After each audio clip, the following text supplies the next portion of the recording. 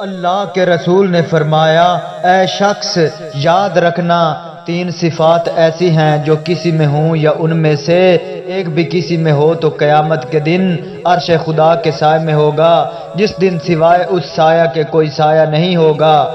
وہ شخص جو دوسروں کو عطا کرے ہر وہ چیز جس کی دوسروں سے توقع رکھتا ہے، مال و احترام، محبت، اخلاص، صداقت، انصاف۔ وہ شخص جو اپنا کوئی کام کرنے اور قدم اٹھانے سے پہلے دیکھے کہ اس میں اللہ کی رضا ہے یا ناراضگی۔